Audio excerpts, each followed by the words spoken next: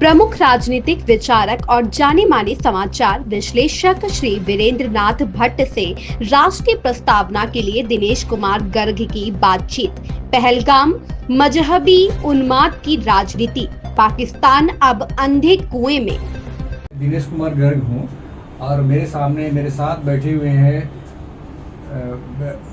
उत्तर प्रदेश में सबसे बड़े, जिनको मैं जर्नलिस्ट के रूप में जानता हूँ, श्री वीरेंद्र नाथ भट्ट जी, जिनके पास रेफरेंस और तथ्यों की भरमार रहती है और जो तथ्य से ही सारी समस्त बातें करते हैं और जिनका एक राष्ट्रवादी चिंतन है। एक प्रोग्रेसिव पत्रकार को प्रोग्रेसिव चिंतन का होना चाहिए। तो पत्रकार प्रोग्रेसिव हैं, लेकिन प्रोग्रेसिव होने के साथ साथ एंटी हिंदू, एंटी इंडिया चिंतन से बाहर रहते हैं।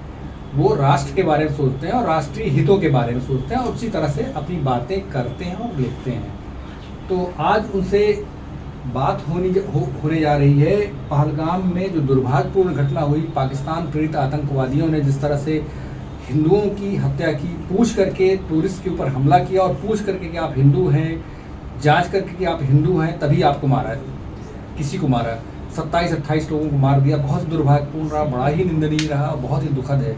हम सब उनके जो इस दुर्भाग्यपूर्ण घटना में मारे गए उनके परिवारजनों के प्रति सहानुभूति व्यक्त करते हैं और दिवंगत लोगों के आत्मिक शांति की प्रार्थना ईश्वर से करते हैं। और इसी के साथ ही शुरू करते हैं कि भारत सरकार ने बहुत ही कड़ा रुख अपनाया है। पहलगाम घटना के बाद प्रधानमंत्री जी ने कई मीटिंग्स की हैं। तुरंत सऊदी अरब में उस समय थे जब ये घटना हुई थी और वहाँ से वो सारे कार्यक्रम अपने कैंसिल करके, शाही भोज छोड़ करके रातों रात भारत आ गए। और आने के बाद उन्होंने तमाम बिंदुओं पे, तमाम अफसरों से कई चरणों की मीटिंग की और घोषणाएं की हैं। तो उन घोषणाओं के परिप्रेक्ष्य में और अब आगे भारत सरकार शांत सी दिख रही है। कुछ घोषणाएं की हैं, कुछ कार्य हो रहे हैं, लेकिन भारत सरकार में कोई हलचल नहीं दिख रही है। तो उसी संबंध में हम वीरेंद्र नाथ भट्ट जी से जानना चाहेंगे क्या हो सकता है, क्या हो रहा है। देखिए, 1947 15 अगस्त को भारत की आज़ादी के बाद आपको याद होगा कश्मीर का भारत में विलय को लेकर के पाकिस्तान ने काफ़ी इसमें हस्तक्षेप किया था और स्थितियाँ यहाँ आ गई थी। कश्मीर के तत्कालीन महाराजा हरि सिंह को जब ये लग गया कि पाकिस्तान की सेना कब्जा कर लेगी और तब उन्होंने एक भारत के संग विलय के संधि पे हस्ताक्षर किए थे। आज लगभग 78 साल के बाद अब कश्मीर समस्या एकदम निर्णायक मोड़ पर आ गई है। आपको याद है अब 5 अगस्त 2019 को संसद ने कानून पास करके कश्मीर को विशेष दर्जा देने वाली आर्टिकल 370 को समाप्त कर दिया था। साथ में ही आर्टिकल 35A को भी समाप्त किया था। तब कश्मीर के नेता, विशेषकर भूतपूर्व मुख्यमंत्री महबूबा मुफ्ती कहती थी कि यदि कश्मीर से आर्टिकल 370 ख़त्म कर दिया गया तो कोई भी कश्मीर में तिरंगा झंडा उठाने वाला नहीं रहेगा। और फारूक अब्दुल्ला ने कहा था कि यदि कश्मीर से अगर आर्टिकल 370 हटाया गया तो अल्लाह भी कहेगा कि अब तुम कश्मीर भारत से अलग हो जाए। इतने प्रोवोकेटिव, इतने एक्सट्रीम बयान दिए गए थे। सर 5 साल हो गए। पहलगाम की जो घटना हुई है उस पर आ रहे हैं। उसके बाद आपको आर्टिकल 370 खत्म होने के बाद जिस तरीके से भारत सरकार ने कश्मीर के लोगों के, समाज के, वहाँ के मेन स्ट्रीमिंग में भारत की मुख्य धारा में लाने के लिए, वहाँ पे वास्तविक लोकतंत्र की स्थापना के लिए, वहाँ जिस तरीके से पंचायत के चुनाव हुए, वहाँ पे विधानसभा सीटों का परिसीमन किया गया, डिलिमिटेशन किया गया, नए वर्गों को आरक्षण का लाभ दिया गया। उसमें लोगों का राज्यसभा में एक लोग निर्वाचित भी हुए जिनको आज तक किसी किस्म का लाभ नहीं मिला था।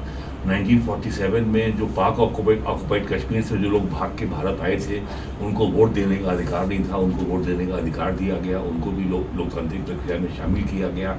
लेकिन इतने सबके बावजूद सरकार को जो पहलगाम की घटना हुई उससे पाकिस्तान का हाथ तो है ही, इसमें तो कोई इनकार कर ही नहीं सकता। ये भी बात सामने आ गई कि आप जिहाद की भावना को विकास की रणनीति से जीत नहीं सकते। तो अब ये मुझे कहने में तनिक भी हिचक नहीं है कि अब युद्ध का ऐलान हो गया है। भारत सरकार ने सीधे अब ये कह दिया है कि अब तो वॉर होगी और ये मामला जो अब तक पाकिस्तानी जो हमला करते थे 2 लोग 4 लोग मारते थे, अब की बार 28 लोगों की हत्या हुई है, तो ये थ्रेशोल्ड से आगे मामला चला गया है। कैबिनेट कमेटी ऑन सिक्योरिटी की बैठक के बाद जिस तरीके से भारत सरकार ने घोषणा की कि अटारी बॉर्डर बंद कर दिया जाएगा, पाकिस्तान से कोई माल ना आएगा ना जाएगा, पाकिस्तान से कोई भी कोई वीज़ा नहीं दिया जाएगा, कोई भी पाकिस्तान से कोई यात्री या कोई भी पर्यटक अब नहीं आएगा, पाकिस्तान से कोई हमारी अब कोई फ्लाइट भी नहीं है। और सबसे बड़ा जो काम सरकार ने किया कि 1960 की जो इंडस वाटर ट्रीटी है उसको भी सरकार ने कहा कि हाँ, अब इसको हम सस्पेंड कर रहे हैं, ट्रीटी को रद्द नहीं किया है, it has been kept in abeyance. तो और जिस तरीके से अरब सागर में भारत सरकार ने नेवी को तैनात किया है, INS विक्रांत भी वहाँ तैनात है, और एक डिस्ट्रॉयर से INS सूरज से एक मिसाइल लॉन्च की गई। तो भारत सरकार ने अपनी जो मिलिट्री माइट है वो भी दिखा दी है। पाकिस्तान के न्यूक्लियर डॉक्ट्रिन में साफ साफ लिखा हुआ है कि यदि इंडस वाटर ट्रीटी को कैंसिल किया गया या इंडस वाटर से पाकिस्तान में आने वाला पानी रोका गया या कराची के बंदरगाह को, पोर्ट को ब्लॉक किया गया, तो it will be treated as an act of war. तो अगर पाकिस्तान के डॉक्ट्रिन को माने तो भारत सरकार ने युद्ध का ऐलान कर दिया है। और पाकिस्तान में दहशत का माहौल है। पाकिस्तान में दहशत का माहौल इसलिए है कि उसकी अर्थव्यवस्था पहले ही बहुत ही दयनीय स्थिति में पहुंच गई है, उसका फॉरेन एक्सचेंज रिजर्व बहुत कम हो गया है, वो बहुत कम आयात हो पा रहा है, वहाँ महंगाई बहुत ज़्यादा है। गेहूँ जो कभी 50 रुपये किलो था वहाँ 450 रुपये किलो गेहूँ बिक रहा है, आटा वहाँ 250 रुपये, वो भी 400 रुपये किलो के आसपास बिक रहा है। और जो सामान्य सब्जियाँ हैं, टमाटर, आलू, प्याज बहुत महंगा है। तो पाकिस्तान की आर्मी इस समय लड़ने की स्थिति में नहीं है, और पाकिस्तान की आर्मी आज की तारीख में ही तहरीक-ए-तालिबान पाकिस्तान से पाक अफगान बॉर्डर पे जूझ रही है। बलूचिस्तान में आपको पता ही है, अभी जाफर एक्सप्रेस ट्रेन को हाईजैक कर लिया गया था और बड़ी संख्या में पाकिस्तान के सैनिक मारे गए थे। तो भारत सरकार ने जो कोर्सिव डिप्लोमेसी के जो कदम हो सकते थे, जो शांतिपूर्ण कदम हो सकते थे पाकिस्तान के ऊपर दबाव में लाने के लिए, वो सरकार ने सारे कदम उठा लिए हैं। और पाकिस्तान में बहुत, बल्कि मैं कहूँगा पैनिक का माहौल है, दहशत का माहौल है। और अब तो ये खबरें, बिल्कुल पुख्ता खबरें आ रही हैं कि बड़े संख्या में वहाँ पे जो पाकिस्तान सेना के जनरल हैं उन्होंने अपने परिवारों को दुबई और यूरोप और अमेरिका और कनाडा तक भेज दिया है सुरक्षित स्थानों पर, और उनको लग रहा है कि किसी भी दिन वॉर हो सकती है। लेकिन जो मेरा आकलन है कि इमीडिएटली भारत सरकार कोई मिलिट्री एक्शन करने नहीं जा रही है। और अब की बार सरकार ने ये तय कर लिया है कि अब ना तो कोई वार्ता होगी, ना कोई ज्वाइंट उसमें कोई जांच होगी, और अब सरकार का निशाना ये पाकिस्तान सेना के जो जनरल और कर्नल हैं जो वास्तव में इस आतंकवाद की रीढ़ हैं, अब निशाना उन पे है। तो अब ये देखना है कि पाकिस्तान की सेना कब तक इस दबाव का मुकाबला कर पाती, कब तक वो खड़ी रह पाती है। तो अब ये चुनौती पाकिस्तान के सामने है। हमको जो करना था वो हमने कर दिया। एक सवाल मेरे मन में ये आ रहा है, मैं पूछना चाहता हूँ कि क्या जनरलों के जो परिवार बाहर जा रहे हैं, भाग के जा रहे हैं, तो क्या पाकिस्तान की सेना के जनरलों ने कुछ आत्मघाती करने का सोच रखा है क्या? देखिए, पाकिस्तानी सेना आत्मघाती राह पे चल रही है। ये तो 17 या 18 अप्रैल को जो कर्नल जनरल आसिम मुनीर ने जो इस्लामाबाद में पाकिस्तान के प्रवासी पाकिस्तानियों के सम्मेलन में जिस तरीके से हिंदुओं के खिलाफ जहर उगला, और तो उससे ये बात साफ हो गई। और वो जो उनका भाषण था वो 23 मार्च 1940 को जिन्ना ने जो लाहौर में जो भाषण दिया था पाकिस्तान के समर्थन में कि पाकिस्तान बनना क्यों ज़रूरी है, ये भाषण जो दिया गया अप्रैल 2025 में, वो जिन्ना के उसी भाषण की पुनरावृत्ति था। तो जनरल मुनीर ने सारा जहर हिंदुओं के खिलाफ उगला, जबकि उनके देश में 1 करोड़ से अधिक हिंदुओं की आबादी है, उन्होंने इसका भी लिहाज नहीं किया। तो अब ये साफ हो गया है कि इस्लाम के नाम पर पाकिस्तान का जन्म हुआ था, इस्लाम के नाम पर पाकिस्तान का क्रिएशन हुआ था। और ये कहा गया था हिंदू और मुसलमान दो अलग अलग सभ्यताएं हैं, दो अलग अलग समाज हैं, दो अलग तहजीबें हैं, उनका खान पान और उनकी जीवन शैली में कहीं कोई समानता नहीं है, वो एक साथ नहीं रह सकते, उनको अलग देश चाहिए। इस आधार पर पाकिस्तान का निर्माण किया गया था।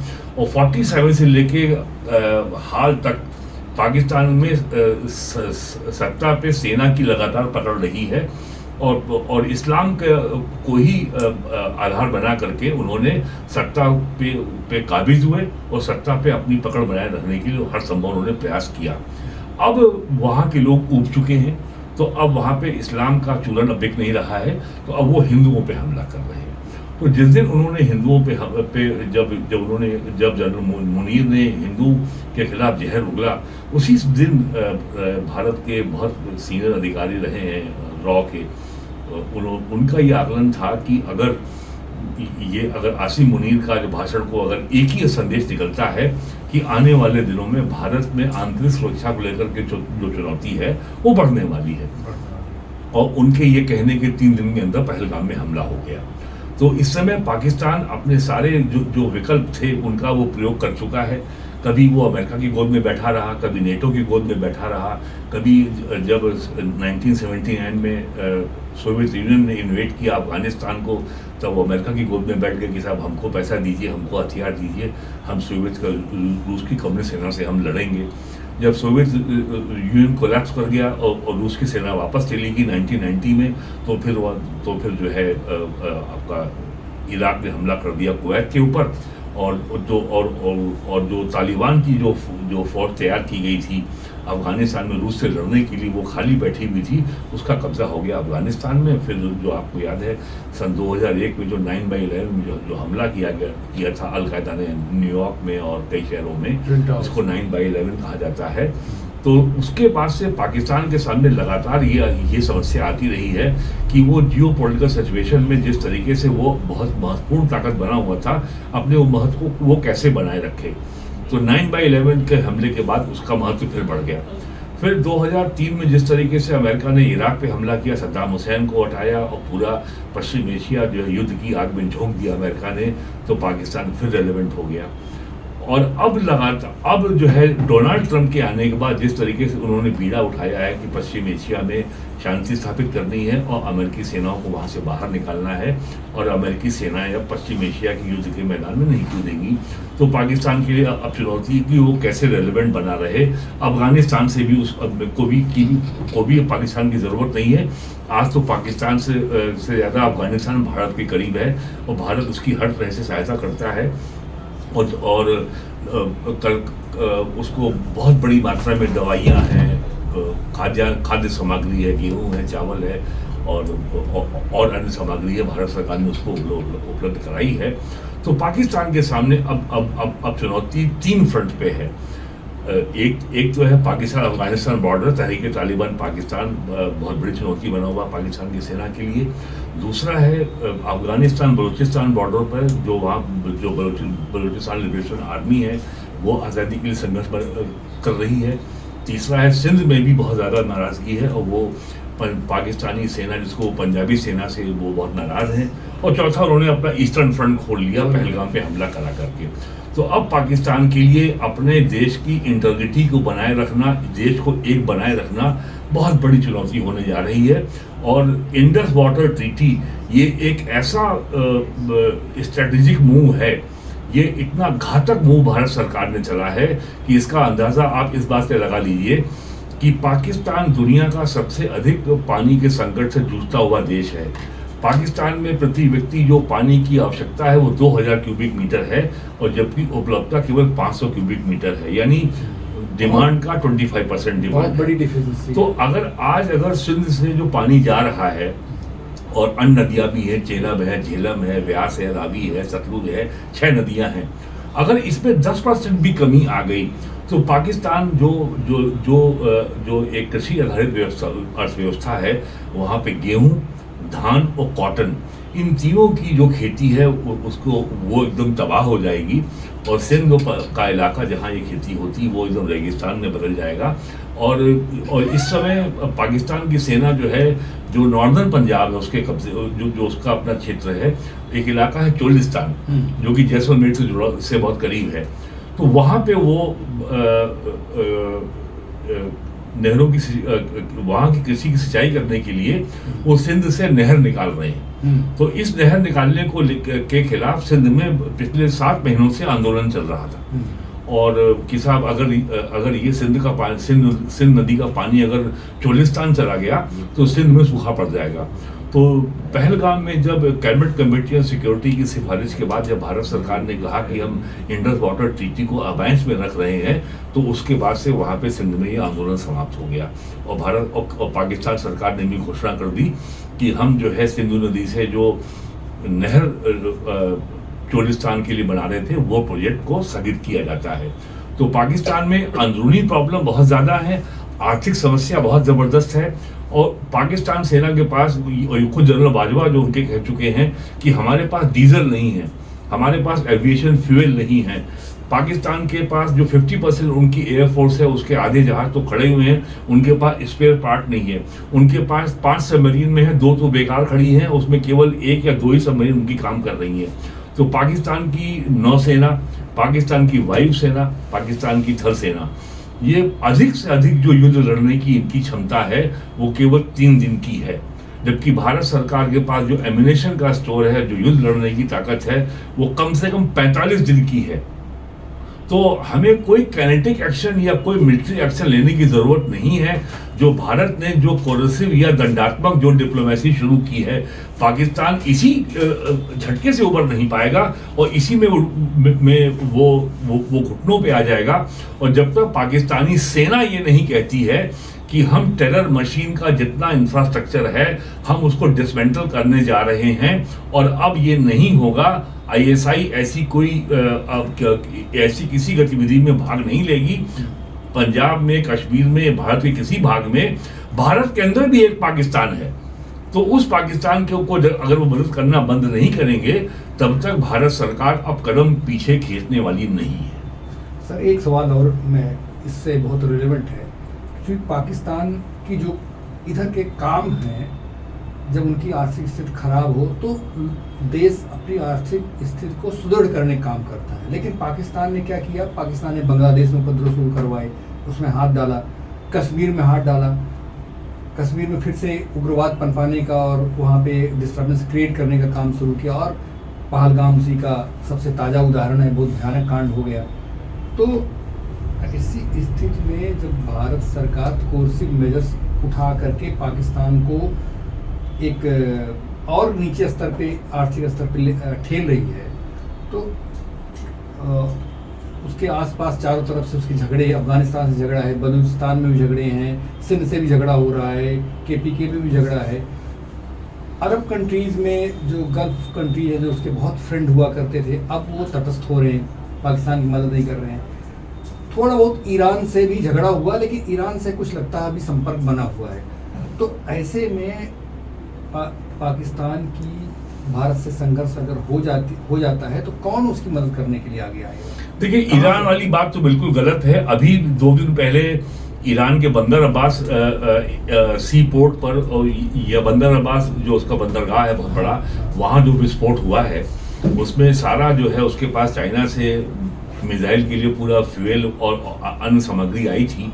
उस पर जो विस्फोट हुआ है उसमें ये कहा जा रहा है कि वो एक पाकिस्तान का खुद कुछ हमलावर था जिसने हमला किया है, तो उसने ईरान का बहुत नुकसान पहुंचाया है। तो ईरान तो उनकी मदद के लिए नहीं आने वाला, ईरान से संबंध अच्छे भी नहीं है।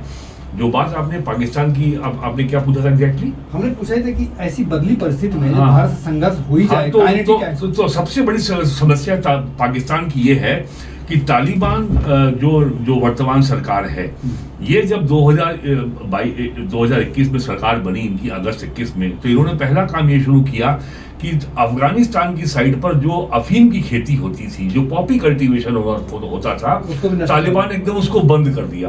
तो आईएसआई के पास जो पैसे का आधार था वो केवल उस अफीम से जो हेरोइन बनती थी और जो पूरी दुनिया में जाती थी, 20 से 25 बिलियन डॉलर उनको साल की आमदनी होती थी। आईएसआई उसी पैसे के बल पर भारत में टेरर और आतंकवाद और सारी सबवर्जन एक्टिविटी को फाइनेंस करती थी। तो आईएसआई के पास अब पैसे का वो आधार सूख चुका है।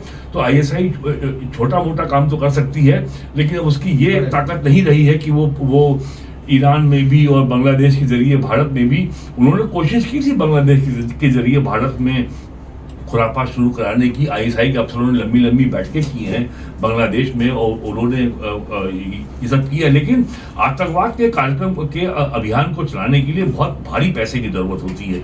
वो पैसा पाकिस्तान के पास है नहीं। और जहाँ तक पाकिस्तान की फाइनेंस की बात है, देश के अंदर प्रांतों में झगड़े होना, भाषा के आधार पर झगड़े होना, टेरिटरी के आधार पर झगड़े होना, ये बहुत सामान्य बात है। भारत में भी ये समस्याएं बहुत रही 80 साल में, लेकिन भारत ने अपने डेमोक्रेटिक कॉन्स्टिट्यूशनल जो हमारे इंस्टीट्यूशंस हैं उनके जरिए इन सारी समस्याओं का हल किया है। नॉर्थ ईस्ट में एक भी स्टेट नहीं था, केवल एक ही स्टेट आसाम था, लेकिन उसके बाद वहाँ पे 6 राज्य बने। मेघालय बना, मिजोरम बना, नागालैंड बना, त्रिपुरा बना और अरुणाचल प्रदेश बना, सिक्किम बना। तो वहाँ पे इसको कहते हैं 7 सिस्टर्स। तो पाकिस्तान में किसी भी समस्या का हल करने के लिए कभी उन्होंने पॉलिटिकल सॉल्यूशन पे ध्यान नहीं दिया। उन्होंने केवल ये कहा कि हम इस्लाम का झंडा बुलंद करेंगे, सारी समस्याएं हल हो जाएंगी। अगर इस्लामी हर समस्या का समाधान था तो बांग्लादेश क्यों बना? अगर इस्लामी समाधान था तो पख्तून आज पाकिस्तान में रहने को तैयार क्यों नहीं है? अगर इस्लामी हर समस्या का समाधान था तो बलूचिस्तान क्यों रहने को तैयार नहीं है? मुहाजिर क्यों नाराज है पाकिस्तान से? सिंधी क्यों नाराज है? पंजाब का जो इलाका चोलिस्तान है उसको सराइकिस्तान भी कहा जाता है, वो भी नाराज है, उनकी भाषा पंजाबी नहीं है। तो केवल पंजाबियों का देश बन के वो रह गया है। इस्लाम तो केवल एक नारा है, वहाँ पे हुकूमत केवल पंजाबियों की है। फौज में भी पंजाबियों का डोमिनेशन है, ब्यूरोक्रेसी में पंजाबियों का डोमिनेशन है, नेशनल असेंबली में पंजाबियों का डोमिनेशन है, देश की इकोनॉमी में पंजाबियों का डोमिनेशन है। तो पूरा पाकिस्तान आज पंजाबियों के डोमिनेशन के खिलाफ खड़ा हो गया है। तो ये शॉर्ट टर्म और 80 साल के अनुभव ने साबित कर दिया है कि मजहब की बुनियाद पर किसी भी नेशन स्टेट की कल्पना नहीं हो सकती। और 2 नेशन थ्योरी सबसे बड़ा पाखंड था जो 1971 के बाद फिर से साबित हो गया और लगातार साबित कर रहा अपने आप को। तो लगता है कि पाकिस्तान एक गंभीर संकट में फंस चुका है अपने गलत निर्णयों से, गलत कार्यों से। जो काम उसे नहीं करने चाहिए वो काम उसने किए। पहलगाम का पाकिस्तान ऐसे नेशन स्टेट को जो काम 47 से किया जाना चाहिए था वो वहां कभी किया ही नहीं गया। भारत की मैं आजादी के 3 साल के अंदर हमारा संविधान बन गया और 26 जनवरी 1950 से वो संविधान लागू हो गया। रिस्पेक्ट कर रहे हैं। पाकिस्तान में आजादी के 10 साल बाद संविधान नहीं बन पाया, अंततः उनका संविधान 1973 में बना।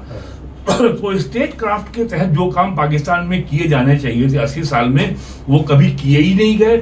अब इसके लिए वो ठीकरा फोड़े यहूदियों के ऊपर, हिंदुओं के ऊपर, काफिरों के ऊपर, अब ये चलने वाला नहीं है। नुकसान तो उन्हीं का है। जो काम उनको करना चाहिए था वो उन्होंने कभी किया नहीं। वहां पे कभी पॉलिटिकल लीडरशिप को काम करने का मौका नहीं दिया गया। वहां पे हमेशा सेना का ही दबदबा कायम रहा। तो अपने 80 साल के किए गए पापों का परिणाम, दुष्परिणाम आज पाकिस्तान भुगत रहा है। और अब अपने घर को समय ठीक करने का, स्थितियों को कुछ बेहतर करने का समय अब जा चुका है। और पाकिस्तान के लिए वर्तमान स्वरूप बनाए रहना मेरे विचार से अब असंभव है। दर्शकों, राष्ट्रीय प्रस्तावना के सभी दर्शकों को हम बता दें कि ये आज हमारा पहला पॉडकास्ट है वो करंट अफेयर्स पे, और उसमें भी एक बहुत बड़े एक्सपर्ट के साथ। तो अब आप समझ गए होंगे कि बदली परिस्थितियों में पाकिस्तान का क्या हश्र होने जा रहा है, क्या तकलीफें उसको उठानी पड़ेंगी, और भारत किस सुदृढ़ पोजीशन में इस समय है। फिर हम अगले पॉडकास्ट में फिर मिलेंगे आपसे और नए विषय पे चर्चा करेंगे। तब तक के लिए नमस्कार।